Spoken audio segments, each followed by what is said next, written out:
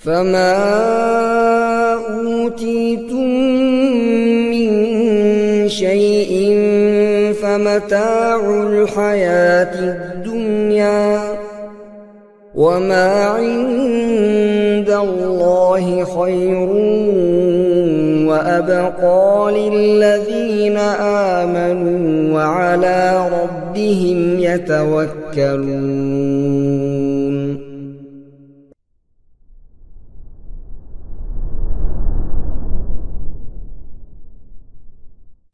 الحمد لله نحمده ونستعينه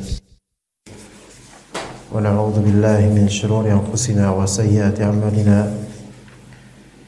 من يهده الله فلا مضل له ومن يضلل فلا هادي له أشهد أن لا إله إلا الله وحده لا شريك له وأشهد أن محمدا عبده ورسوله لا نبي بعده فإن أصدق الحديث كتاب الله وخير الهدي هدي محمد صلى الله عليه وسلم وشر الأمور محدثاتها وكل محدثة بدعة وكل بدعة ضلالة وكل ضلالة في النار. أما بعد, kita lanjutkan insyaallah kajian tafsir Ibnu Katsir versi ringkasan dan terjemahan ayat 124. Dan seperti ini tafsirnya cukup panjang untuk 124. Kita lihat nanti apakah bisa 125 kita rengkuh juga. Allah Ta'ala berfirman di Al-Baqarah 124. Wa idh ibtala Ibrahim rabbuhu bikalimatin fa'atammahun. Qala inni ja'iluka lin-nasi imama. Qala wa min dhurriyyati. Qala la yanalu ahdi adh-dhalimin. Dan ingatlah ketika Nabi Ibrahim diuji Rabb-nya dengan beberapa kalimat perintah dan larangan. Lalu Nabi Ibrahim alaihissalam menunaikannya. Ini menunjukkan bahwasannya perintah dan larangan itu semuanya ujian. Allah Ta'ala berfirman, Inni ja'iluka lin-nasi imama. Sesungguhnya aku akan menjadikanmu imam bagi seluruh manusia. Dan di sini ada faedah yang lembut bahwa seseorang sebelum dia menjadi imam maka dia akan diberi ujian dulu yang banyak. Ya, imam di sini bukan dalam artian imam masjid yang kita anggap sesuai uruf kita, bukan. Tapi imam masjid pun yaitu harus mengalami banyak ujian sebelumnya. Jadi imam ini pemimpin bagi manusia, imaman lin-nasi imama. Qala wa min dzurriyyati. Dari Ibrahim alaihissalam berkata, dan saya mohon juga dari keturunanku juga dijadikan imam. Maka kata Allah Azza wa Jalla, qal la yanalu ahli zalimin. Janjiku ini tidak mengenai orang-orang yang zalim. Ya, yaitu janji untuk menjadikan individu tertentu imam. Tapi orang-orang yang zalim yaitu yang tidak melaksanakan perintah Allah dan melanggar larangan Allah, tidak akan Allah jadikan sebagai imam bagi orang-orang. Imam yang dimaksud di sini imam yang sesuai yang Allah Ta'ala kehendaki. Bukan imam secara kauni, secara yakni hanya kenyataan dia menjadi pemimpin manusia saja, melainkan maksud imam di sini adalah imam yang syar'i, yang memerintahkan dengan hidayah Allah Azza wa Jalla.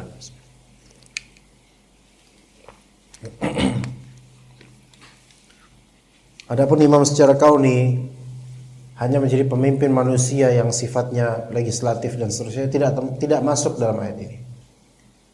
Kalau qala inni ja'iluka lin-nasi imama, sesungguhnya aku akan menjadikanmu imam bagi seluruh manusia. Bahkan semua suami adalah imam. Semua suami adalah imam. Qudwah seharusnya. Semua suami mas'ul an ra'iyati. Kullukum ra'in wa kullukum mas'ulun an ra'iyati.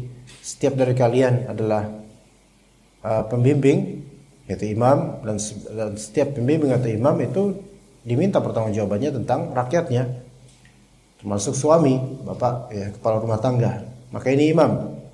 Tapi ada imam secara coincidence, yaitu ya kebetulan takdir, ya yang mana itu tidak ada specialty dalam syariat, dan ada imam yang memang syar'i yang dengan wahyu atau perintah Allah dan larangannya dia menjadi imam. Dia menunaikan syariat Allah Ta'ala ketika menjadi imam. Maka ini baru imam yang dimaksud di sini. Allah Ta'ala berfirman mengingatkan akan kemuliaan Nabi Ibrahim alaihissalam, kekasihnya. Tuh lihat tukangnya tuh. Baru udah tahu, beliau tahu tuh kapankah. Baru duduk Ustaz ya. Baru duduk. Muqaddimah udah mulai kan. Taib. Wa idzi btala Ibrahim rabbuhu bikalimat. Dan ingatlah ketika Nabi Ibrahim diuji Rabbnya dengan beberapa kalimat, yaitu perintah dan larangan. Nanti akan dijabarkan tuh. Perintah dan larangannya itu apa sebenarnya. Artinya wahai Nabi Muhammad, katakanlah kepada orang-orang musyrik dan ahli kitab yang ngaku sebagai penganut Nabi Ibrahim, padahal mereka tidak mengikuti agama itu. Jadi mereka ini orang-orang Yahudi sekarang pun masih mereka mengklaim diri mereka pengikut Abraham. Pun Nasrani pun begitu. Tapi sesungguhnya yang berada pada agama Ibrahim dan tegak di atasnya itu adalah engkau, wahai Nabi Muhammad, dan orang-orang mukmin yang bersamamu. Kita ini lebih berhak dalam menisbatkan agama kita kepada agama Nabi Ibrahim alaihissalam. Maka ceritakanlah kepada mereka ujian yang ditimpakan Allah Ta'ala kepada Nabi Ibrahim berupa berbagai perintah dan larangan. Ada apa ya? Dengung. Ya mau gimana lagi? Berefek gak? Atau sebenarnya agak jauh gak apa-apa? Kejauhan gini dengung gak? Atau gak pakai speaker? Tes 1, 2, 3.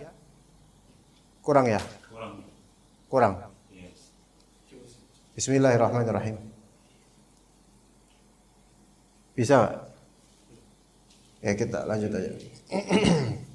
Fa'atammahunna, maksudnya maka Nabi Ibrahim alaihissalam kemudian menyempurnakan, menunaikan semuanya, menjalankan semua dari perintah dan larangan.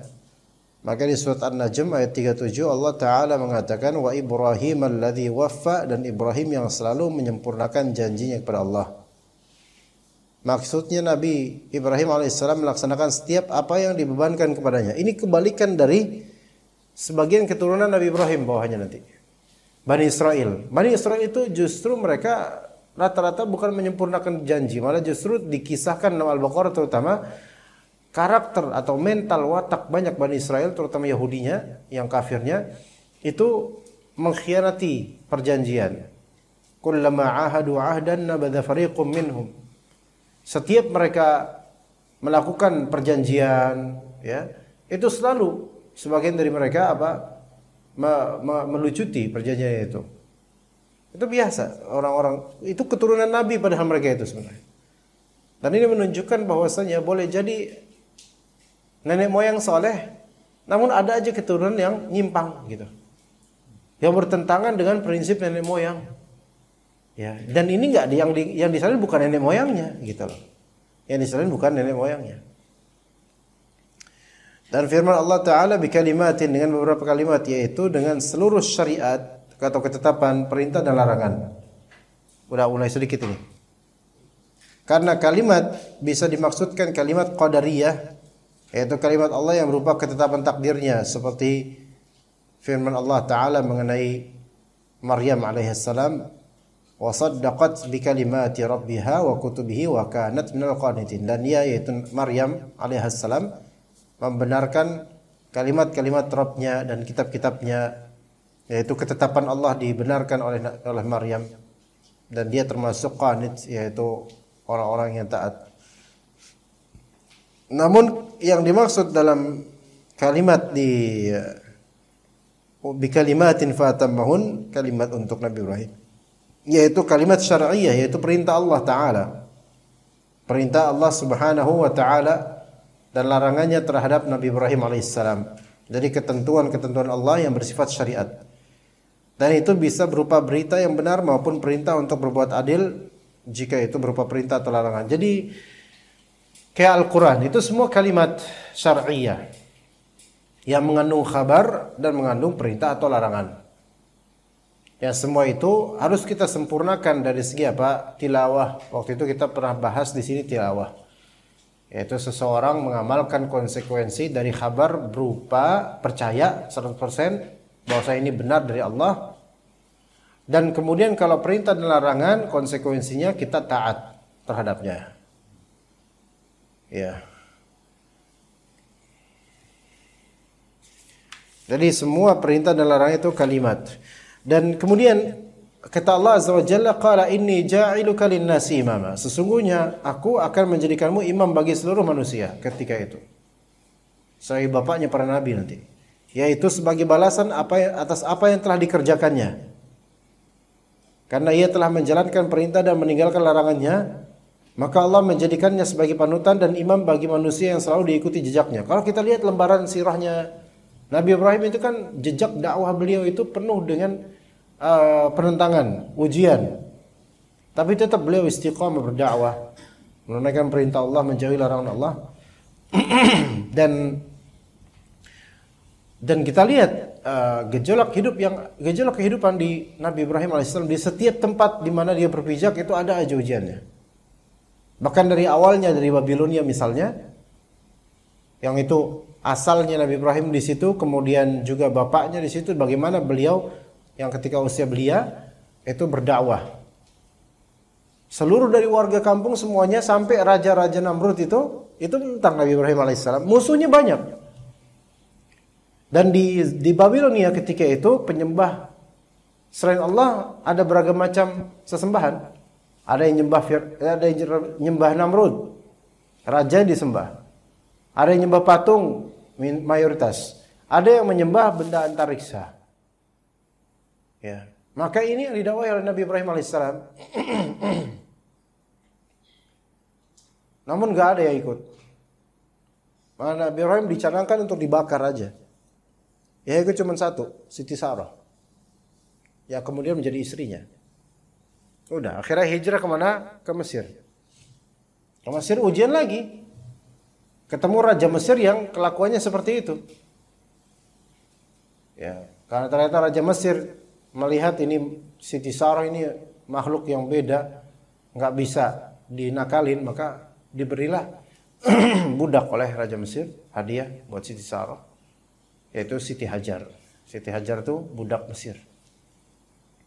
Ya kemudian karena Siti Sarah melihat ini suami saya nggak punya anak sampai sekarang di usia segini, dan merasa dirinya tidak bisa memproduksi, maka dia pun menghadiahkan Siti Hajar ke Nabi Ibrahim dan dijadikan istri.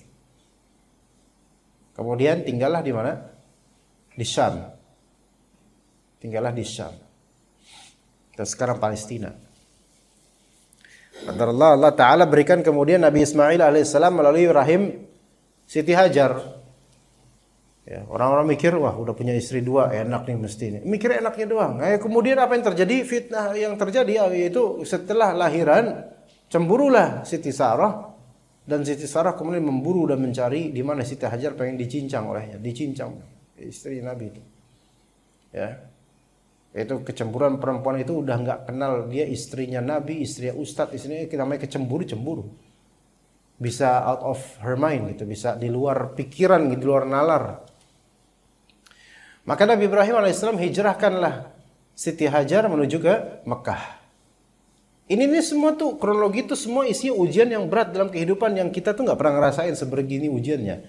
Jalan dari Babilonia ke Mesir aja itu memang pakai apa? Pakai kereta Pakuan Express. Pakuan kan dulu Pakuan. Sekarang kereta komuter lain. Nggak ada. Nggak tahu jalan kaki atau gimana, Allah alam.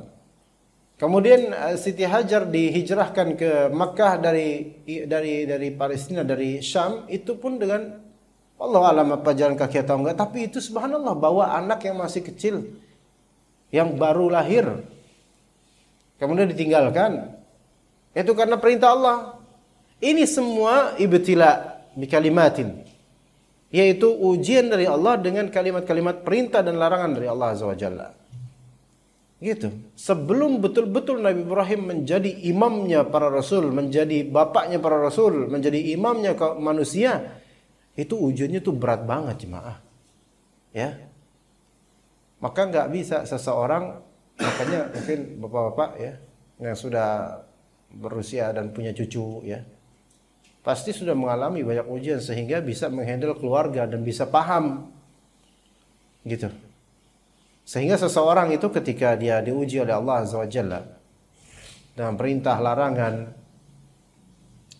baik perintah yang memang termaktub langsung di Al-Quran Sunnah, atau larangan yang termaktub langsung di Al-Quran Sunnah, atau perintah dan larangan secara tersirat dengan ujian-ujian kehidupan.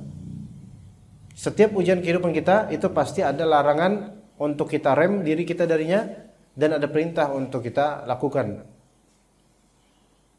Nah di situ kemudian kita belajar. Maka makin dewasa, makin keriput, makin kelihatan di wajahnya gerutan pikiran demi pikiran, yaitu mendewasakannya. Makanya gerakan-gerakan anak muda itu jauh lebih lincah karena belum banyak pikiran.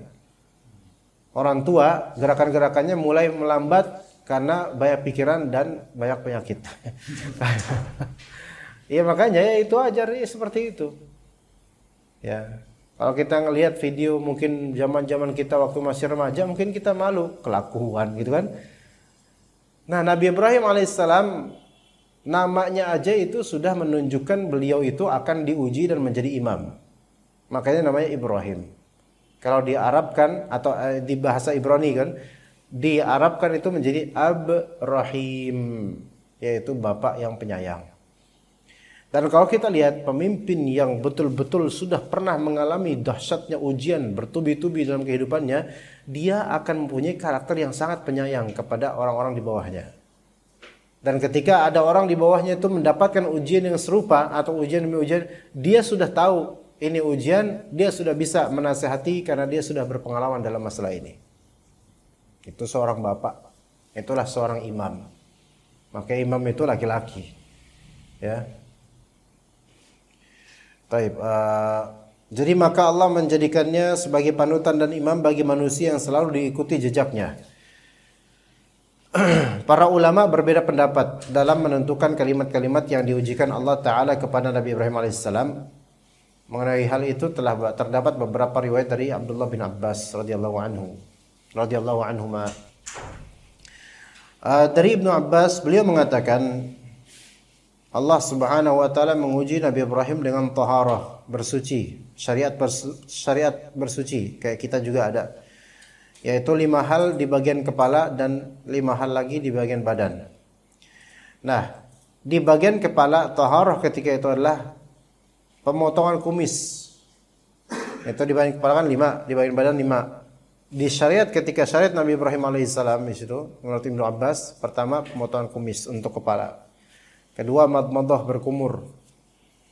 Ketiga istinsyak, gitu, menghirup air ke dalam hidung. Keempat bersiwak. Jadi bersiwak ketika itu dianggap oleh Ibnu Abbas itu sudah ada. Kelima menyela-nyela janggut dengan air. Kayak kita wudhu sebenarnya ada. Itu syariat dan itu ibtila, itu ujian di masa itu, di syariat itu.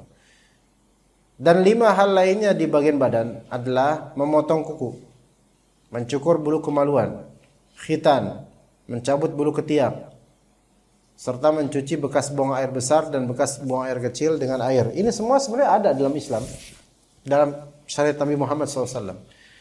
Dan kesannya memang seolah-olah agama kita itu lebih banyak komplikasi atau kompilasi syariatnya. Dan mungkin betul, tetapi lebih banyak peraturan di agama kita misalnya, namun lebih ringan. Islam dengan syariat Nabi Muhammad itu jauh lebih ringan daripada Islam syariat yang ada di kalangan Bani Israel, keturunan Nabi Ibrahim alaihissalam. Iya, lebih ringan. Mungkin di syariat kita mungkin lebih kompleks dan lebih banyak penjabaran hukumnya, tetapi di syariat sebelumnya itu lebih berat. Lebih berat. Apalagi soal taharah, soal kesucian.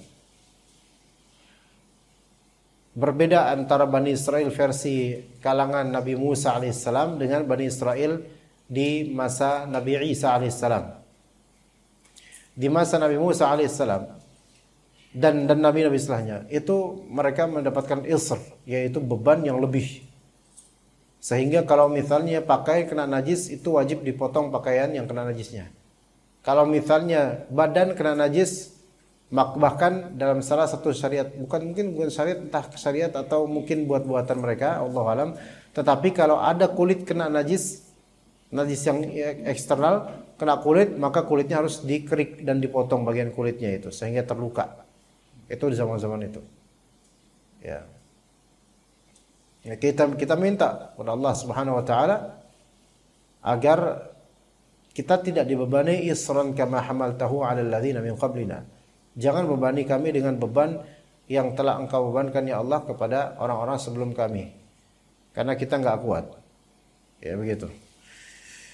Nah, berkenaan dengan hal tersebut, yaitu Ibnu Katsir mengatakan yang hampir sama dengan pendapat ini. Ada di syariat Rasulullah SAW, ashrun minal fitrah. 10 hal yang termasuk fitrah. Pertama, qassus syarib. Ini ada di kita. Qassus syarib, qas itu adalah memotong, mencukur. Qas. Nah, kalau kita ada miqas itu gunting. Makanya kumis itu digunting, sebenarnya bukan dikerok. Apalagi dicabut satu-satu, wah sakit tuh. Ya, kumis itu dicukur, digunting, dan cukur kumis atau gunting kumis itu adalah ketika apa? Ketika bagian bibir atas sudah mulai ketutup dengan kumis, udah mulai ada helai-helai rambut kumis yang melewati batasan bibir atas, itu dipotong. Apalagi kalau sampai menutupi total, bibir atas nggak kelihatan, langsung bibir bawah doang, dan ini kumis semua nih.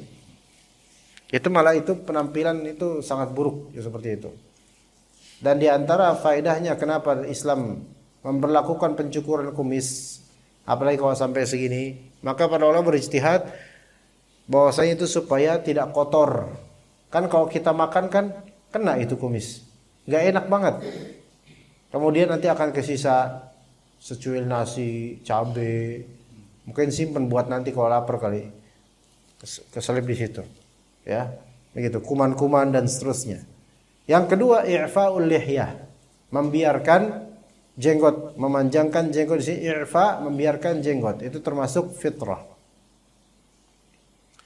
Memanjangkan jenggot di sini maksudnya membiarkan jenggot. Bukan jangan diartikan memanjangkan jenggot berarti yuk kita panjangin jenggot, yaitu kita pakai Firdaus misalnya atau minyak kemiri. Enggak, bukan itu maksudnya. Wah, nanti kalau misalnya ada orang karena belum tumbuh jenggot pakai minyak kemiri. Kenapa tuh pakai minyak kemiri? Itu sunnah? Enggak ada sunnah pakai minyak kemiri. I'fa di sini adalah membiarkan. Emang diterjemahinnya sih memanjangkan, tapi takutnya ini malah menjadi salah faham. Memanjangkan jenggot itu sunnah. Sebentar, lafal memanjangkan itu seolah-olah kita diperintahkan untuk mengadakan dan memanjangkan. Ini tim mana ini nggak ada tuh jenggotnya, kelihatan itu perlu Pak lihat. Ya ustadznya jenggotan, timnya nggak bisa jenggotan. Masa ana harus warisin ke antum berdua untuk jenggotan? Kalau itu memang sudah apa? Dari sananya. Ya. Ada seorang dai yang memprotes tentang masalah jenggot, kemudian bilang, jenggot tuh nggak wajib. Ya, kalau misal jenggot diwajibin, kasihan dong itu yang nggak punya jenggot. Maksudnya nggak tumbuh jenggot gitu loh. Berarti mereka dosa dong. Gimana Pak? Cara berpikirnya salah nggak Pak? Error ini dan ini Ustadz yang MA, magister maksudnya, dan pembahasannya soal fikih gitu loh. Tapi kok di sini kok error gitu loh ya? Jenggot itu nggak wajib. Sunnah aja, nggak sampai wajib. Karena kalau diwajibin, orang yang nggak punya jenggot karena nggak tumbuh berarti dosa dong dia. Ini kan salah. Konstruksi berpikirnya itu nggak kayak gini harusnya gitu loh. Karena orang nggak punya jenggot karena nggak Allah kasih, itu kan nggak ada masalah ya, enggak? Ya nggak bisa dipaksain. Berarti orang yang nggak punya jenggot harus pakai Firdaus dong? Enggak gitu juga. Makanya makna si i'fa'ul lihya bukan memanjangkan, namun membiarkan panjang jika tumbuh. tidak memangkasnya, tidak menatanya, tidak membentuknya, ya udah gitu aja. Ya. Jadi yang pertama tadi kan mencukur kumis, yang kedua membiarkan jenggot memanjang, yang ketiga siwak termasuk fitrah. Dan siwak ini dengan batang ud, batang ranting dari tumbuhan tertentu yang di tanah Arab biasa ya. Ya, di Indonesia nggak ada di Indonesia memproduksi batang ini, batang siwak. Dan ini termasuk fitrah. Dan tidak bisa dikiaskan secara zat dengan sikat gigi. Apakah sikat gigi termasuk fitrah dalam hadis ini? Tidak, karena siwak fursyatul asnan beda lagi, yaitu sikat gigi beda lagi. Ya, dari segi zatnya beda, dari segi keutamanya beda, dan dari segi amalan sunnah yang berkaitan dengannya juga beda. Ketika antum lagi sikat gigi, antum nggak bisa mengatakan, wah anda lagi mengamalkan sunnah, nggak bisa. Tapi ketika antum lagi bersiwak, antum bisa mengatakan anda lagi mengamalkan sunnah. Kemudian kata Aisyah radhiyallahu anha ketika ditanya, Rasulullah SAW masuk rumah memulai dengan apa? Maka kata Aisyah, Rasulullah kalau misalnya masuk rumah memulai dengan bersiwak. Dan itu nggak bisa dikiaskan dengan sikat gigi sekarang. Antum pulang nanti ke rumah, Assalamualaikum sambil sikat gigi pakai odol. Enggak nyambung. Gitu. Cuman apakah sikat gigi dengan odol itu termasuk kebersihan? Termasuk kebersihan di zaman sekarang. Makanya tetap bisa dapat pahala kalau niatannya apa? Niatannya memang untuk membersihkan diri, karena itu karena itu diperintahkan oleh Allah dan Rasulnya. Tapi kalau bersiwak walaupun nggak pakai niatan, maka dia sudah masuk ke dalam kategori sunnah. Tapi kemudian yang keempat, wastinsyaqul ma, di antara fitrah, sunnah fitrah, yaitu menghirup air ke dalam hidung. Dan ini dilakukan di saat wudu. Ya, kalau ini masuknya ke dalam kewajiban dalam wudu. Wa qassul adfar, memotong kuku. Nah, kalau tadi qassus syarib, memotong kumis. Nah, ini qassul adfar berarti pakai gunting juga. Ya, qassul adfar, memakai gunting juga, memotong. Wa ghaslul barajim, dan menyela-nyela barajim, yaitu menyuci jari jemari, menyuci ini menyela-nyela ya. Ketika wudu ya. Kalau cuci tangan ini sela-sela. Nah, itu. Wadatful ibd. Mencabut bulu ketiak. Jadi bulu ketiak dicabut, bukan digunting, bukan dikerok. Dicabut. Sakit, Pak? Tergantung seberapa tebal. Semakin tebal, semakin kerasa di hati. Ya, jadi dicabut bulu ketiak itu. Kan ada alatnya tuh. Apa sih namanya yang kecil itu? Cek gitu. Cek gitu. Ya. Nah, kalau misalnya istri diminta, suami minta ke istrinya, tolong cabutin bulu saya dong gitu. Apakah istri dapat pahala? Dapat. Pahala membantu menunaikan sunnah fitrah. Dan sebaliknya, kalau istri juga punya bulu ketiak, terus minta suami, tolong, Mas tolong dong cabutin gitu. Apakah suami dapat pahala? Dapat pahala juga, karena membantu istri untuk menunaikan sunnah fitrah. Gitu. Wa halqul 'anah, dan mencukur rambut kemaluan. Rambut kemaluan dicukur, bukan dicabut. Waduh, kalau dicabut, subhanallah. Halq di sini lihat halq. Halq itu adalah dicukur dengan halq dicukur dengan biasanya silet, kerokan dan semisal. Nah, gitu ya. Wa intiqasul ma, dan juga intiqasul ma, hemat dalam penggunaan air. Termasuk fitrah hemat dalam penggunaan air. Seperti apa hemat dalam penggunaan air itu? Ya secukupnya aja, menggunakan air secukupnya gitu loh. Maksudnya seperti itu, menggunakan air secukupnya. Dan lawan dari intiqasul ma adalah israf, yaitu berlebihan dalam menggunakan air, walaupun dalam rangka wudu misalnya. berlebihan dalam menggunakan air. Wudu walaupun di sampingnya itu laut atau sungai yang mengalir deras, kalau air yang digunakan kebanyakan ini termasuk juga mubazir, israf. Bayangin tuh. Yang menunjukkan bahwa Rasulullah SAW nggak pernah beliau itu mubazir atau israf, berlebihan dalam wudu. Ya, dalam wudu ya. Dan dalam cebok sesuai dengan hajat aja. Dalam wudu standarnya aja.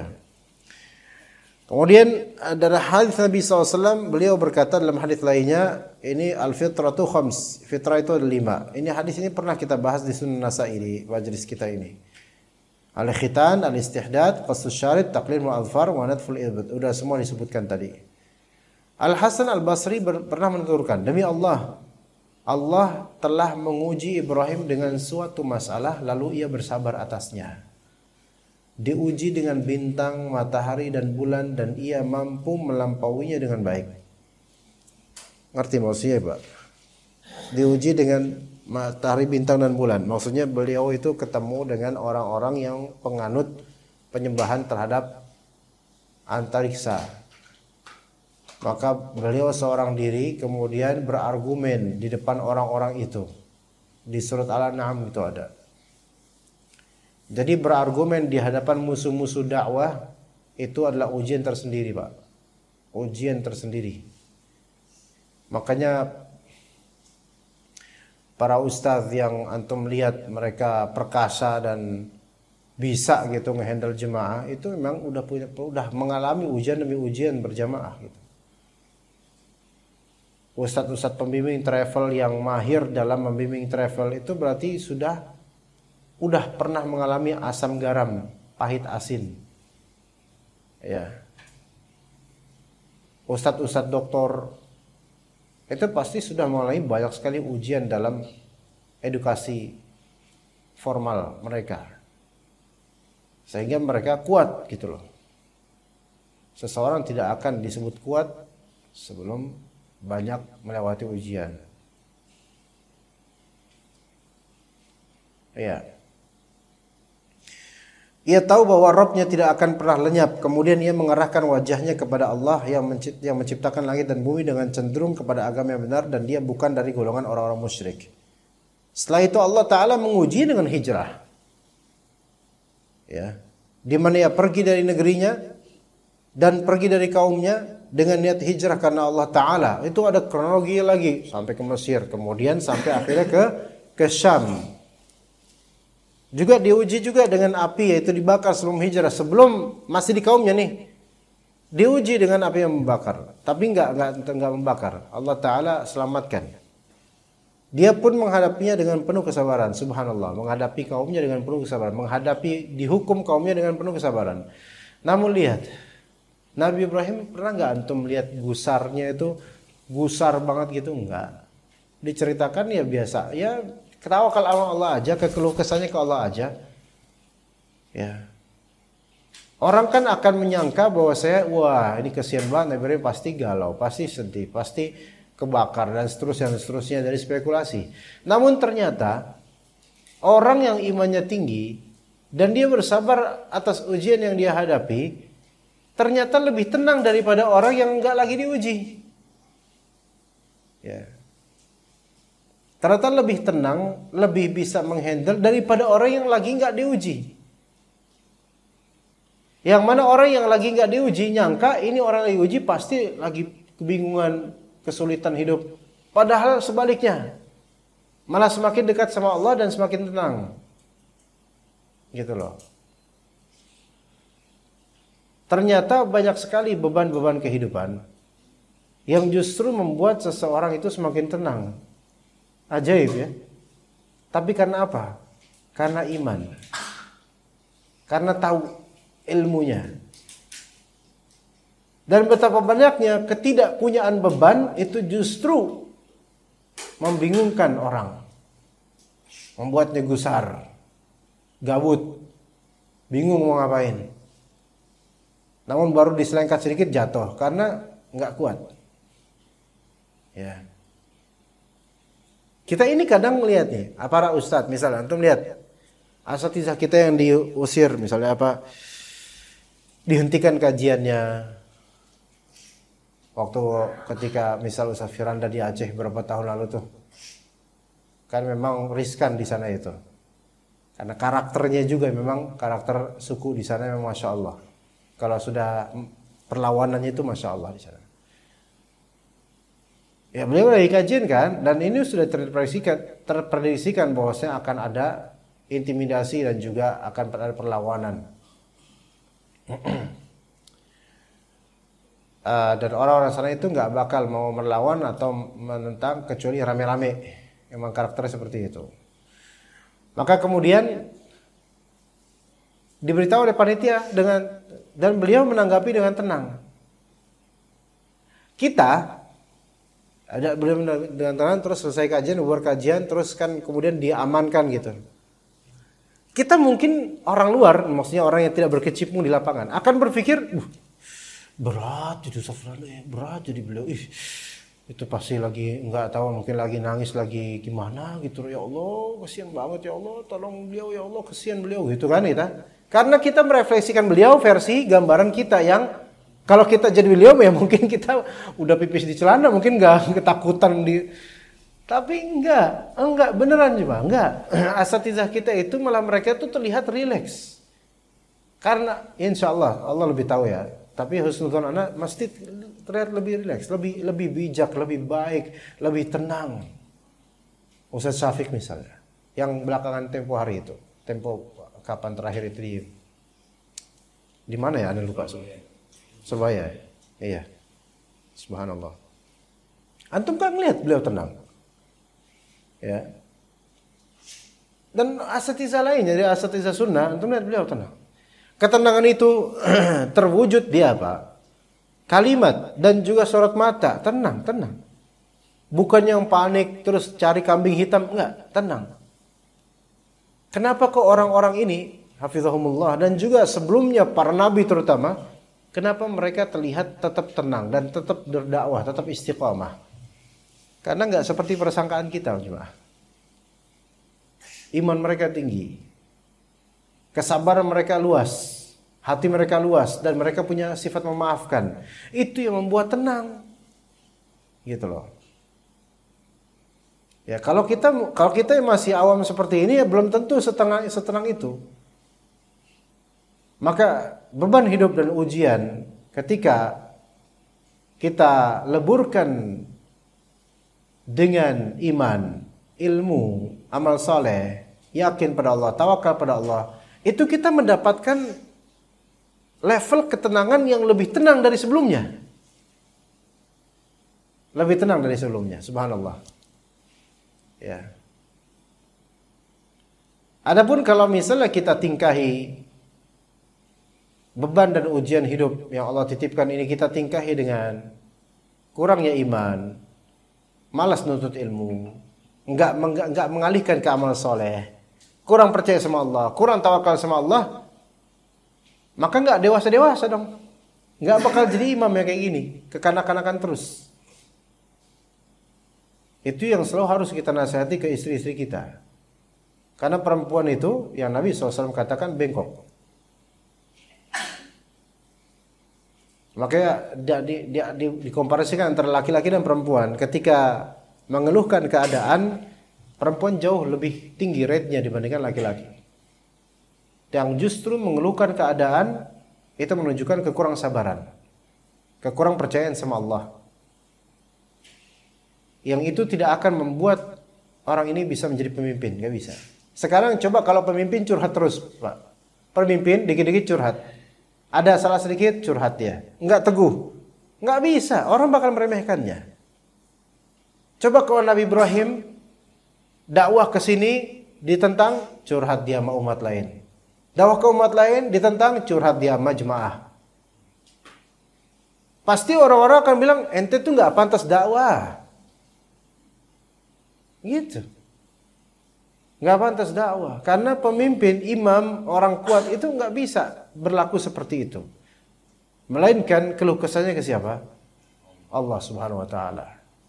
Curhat itu kepada yang di atas. Ya, curhat itu kepada yang di atas. Adapun kalau curhat kepada yang di bawah, konyol namanya. Dan akan membuat level antum turun. Misal anak guru, ustadz misalnya. Anak curhat sama orang awam tentang susahnya dakwah anak. Pertama orang awam juga bingung, gua harus respon apa gitu kan. Itu satu. Kedua, masa ustadz kayak gini ngeluhnya ke saya lagi, saya kan bukan siapa-siapa. Turun derajatnya. Makanya namanya curhat keluh kesah itu ke bagian atas. Ya, makanya seorang istri mungkin kalau berkeluh kesah atau curhat itu ke suami karena pemimpinnya. Jangan curhat ke anak tentang suaminya, yaitu malah justru menurunkan harkat semuanya, kan gitu. Lihat Nabi Ibrahim alaihissalam dengan segala kesulitannya itu.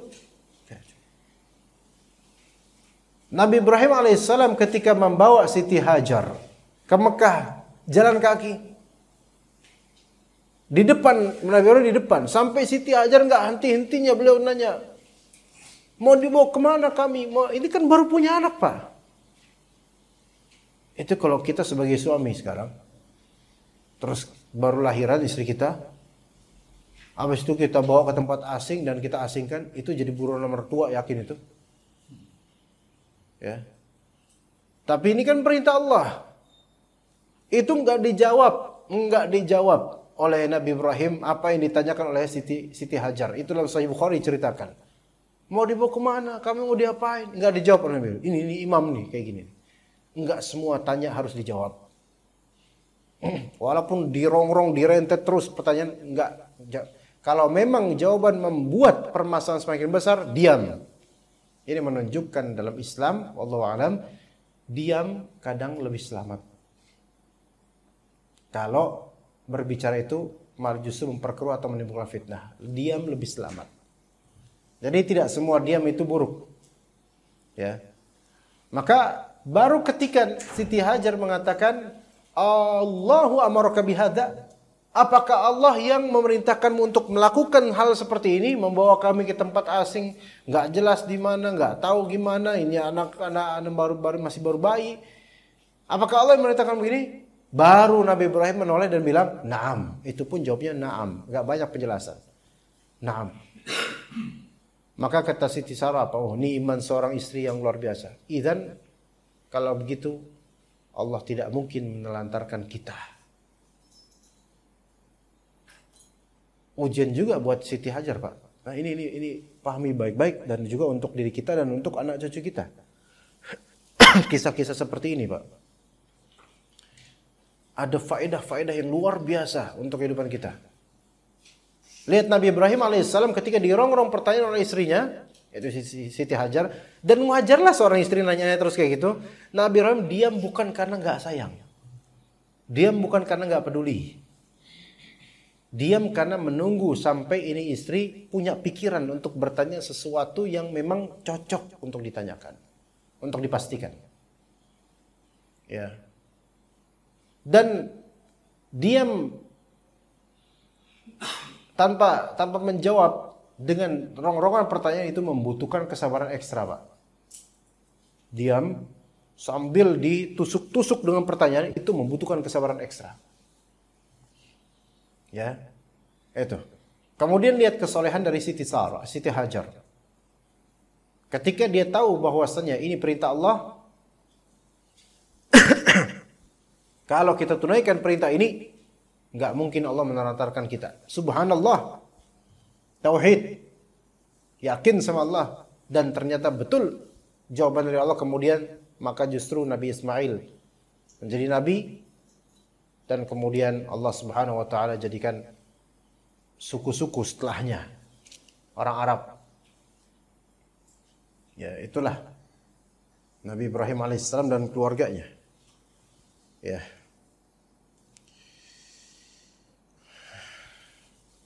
Kemudian kata Nabi Ibrahim, qala wa min dzurriyyati, ya Allah, engkau ingin menjadikan keturunanku, ingin menjadikan diriku sebagai imam untuk manusia. Aku mohon juga ya Allah dari keturunanku juga dijadikan sebagai imam bagi manusia. Kata Allah apa? La yanalu ahdi zalimin. Janjiku ini untuk menjadikan pemimpin tidak mengenai orang-orang yang zalim. Yaitu imam yang syar'i tidak kena pada tidak akan orang zalim menjadi imam syar'i. Menjadi imam kauni iya, menjadi imam secara keadaan diciptakan jadi imam iya mungkin, seperti jadi presiden, jadi kepala negara, jadi kepala rumah tangga iya. Tapi betapa banyaknya kepala negara dan apalagi kepala rumah tangga yang tidak pantas menjadi imam secara syar'i, tapi hanya menjadi imam secara kauni saja, secara yaitu kenyataan keluarga aja. Gitu. Ketika Allah Ta'ala menjadikannya sebagai imam, Nabi Ibrahim memohon kepada Allah agar para imam sepeninggalnya berasal dari keturunannya. Maka permohonannya itu dikabulkan dan Allah memberitahukan, namun dikabulkan ada di antara keturunannya imam, tapi enggak semuanya. Allah memberitahukan bahwa di antara keturunannya itu akan ada orang-orang zalim. Dan mereka ini tidak akan termasuk dalam janjinya menjadi imam, tidak akan menjadi pemimpin sepeninggalnya yang patut dijadikan teladan. Tapi sebagian dari keturunan Nabi Ibrahim iya ada yang jadi imam, sebagiannya orang zalim yang tidak Allah jadikan imam. Ya. Dengan demikian setiap nabi yang diutus oleh Allah Ta'ala sepeninggal Nabi Ibrahim adalah berasal semuanya dari keturunan Nabi Ibrahim AS. Dan setiap kitab yang diturunkan oleh Allah akan diberikan pada keturunannya pula. Jadi semua nabi setelah Nabi Ibrahim itu semua keturunan Nabi Ibrahim semua. Semuanya. Dan semuanya itu adalah bisa dikatakan dari Ishak, Yakub, baru Bani Israel semuanya itu nabi semua. Berentet di tiap zaman ada, di tiap masa wafat satu nabi ada lagi nabi berikutnya dari kalangan mereka. Adapun dari keturunan Ismail cuma satu, Nabi Muhammad SAW, akhirnya para nabi. Begitu.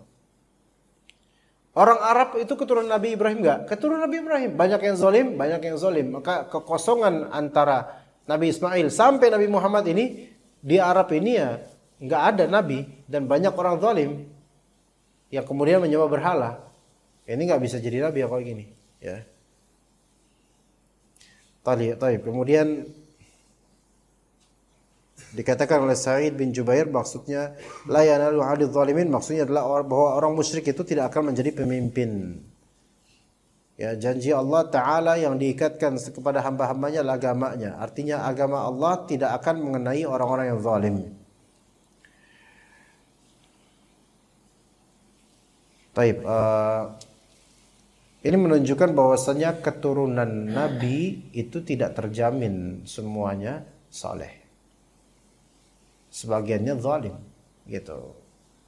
Maka siapapun dari orang yang mengatakan bahwasanya kalau zuriat keturunan Ahlul Bait, keturunan Nabi itu pasti soleh, kemudian akan siapa yang belajar padanya itu jauh lebih afdol daripada belajar kepada seorang alim yang bukan Habib misalnya, maka ini jelas ini bertentangan ini dengan ayat dan hadis, dan ini khurafat. Ya, khurafat.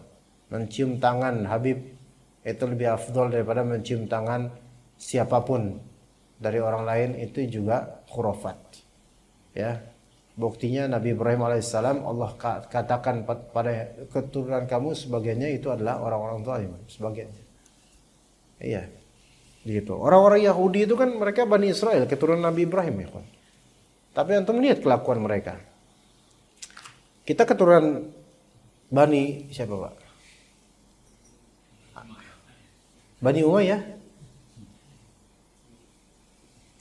Kita keturunan Sriwijaya, Majapahit, Tarumanegara, Samudra Pasai. Ya, kita nggak tahu. Kalau kata Ustaz Zainal, kok Indonesia itu ada turunan Ya'juj Ma'jujnya itu. Wah, nggak tahu udah benar apa enggak itu. Iya, kata beliau di kajian-kajian. Ala kulli hal, manapun keturunan itu, kan kata Allah azza jalla, inna akramakum indallahi atqakum. Yang paling mulia di antara kalian di sisi Allah itu yang paling bertakwa, enggak ngelihat keturunannya. Innallaha la yanzuru ila suwarikum wa amwalikum. Gambar kalian, maksudnya bentuk rupa amwal harta itu enggak dipandang oleh Allah kecuali kalau itu berkaitan dengan amal dan hati. Ya. Makanya senioritas dalam ngaji dan seterusnya itu anak enggak nganggap orang udah kenal dakwah sunnah sejak tahun 2005. Ya antum kalau udah kenal dari tahun 2005, antum sekarang jadi apa? Ya gini aja. Ya orang tuh dilihat bukan dari lamanya dia berislam, dari lamanya dia masuk Islam. Ada orang udah dari Islam di tahun Soekarno masih hidup, tapi tetap awam aja. Jadi ibaratnya bukan seberapa lama kita KTP-nya Islam, tapi seberapa takwa gitu. Ya. Wah, asisten ustadz, kameramen ustadz gitu kan. Dibandingkan ustadznya beda, mesti ustadznya privilege-nya beda. Di sisi Allah belum tentu, bisa aja kameramen Anda lebih tinggi nilainya di sisi Allah, walaupun semoga Anda yang lebih tinggi. Ya iyalah, kita kan bercita-cita gitu Pak. Kalau bisa kita lebih baik di sisi Allah daripada orang lain.